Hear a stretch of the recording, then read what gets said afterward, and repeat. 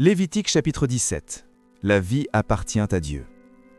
L'Éternel parla à Moïse et dit, « Parle à Aaron et à ses fils et à tous les enfants d'Israël, et tu leur diras, Voici ce que l'Éternel a ordonné.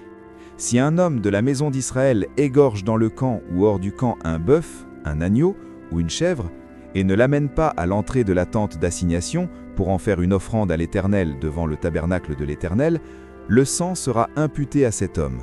Il a répandu le sang, cet homme-là sera retranché du milieu de son peuple.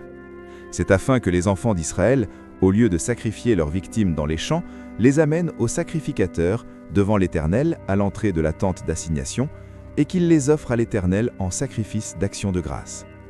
Le sacrificateur en répandra le sang sur l'autel de l'Éternel à l'entrée de la tente d'assignation, et il brûlera la graisse qui sera d'une agréable odeur à l'Éternel.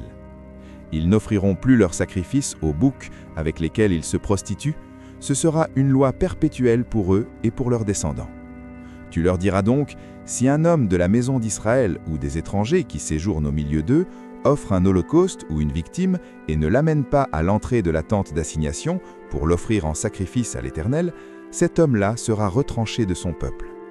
Si un homme de la maison d'Israël ou des étrangers qui séjournent au milieu d'eux mange du sang d'une espèce quelconque, je tournerai ma face contre celui qui mange le sang, et je le retrancherai du milieu de son peuple.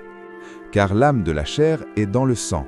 Je vous l'ai donné sur l'autel, afin qu'il servît d'expiation pour vos âmes, car c'est par l'âme que le sang fait l'expiation.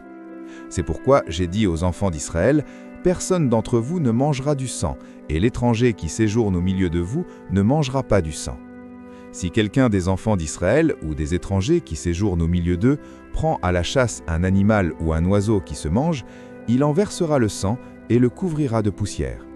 Car l'âme de toute chair, c'est son sang, qui est en elle. C'est pourquoi j'ai dit aux enfants d'Israël, « Vous ne mangerez le sang d'aucune chair, car l'âme de toute chair, c'est son sang. Quiconque en mangera sera retranché. » Méditons. Dieu rappelle que la vie est sacrée et lui appartient. Prions. Seigneur, je reconnais que ma vie t'appartient. Amen. Toute personne, indigène ou étrangère, qui mangera d'une bête morte ou déchirée, lavera ses vêtements, se lavera dans l'eau et sera impure jusqu'au soir, puis elle sera pure.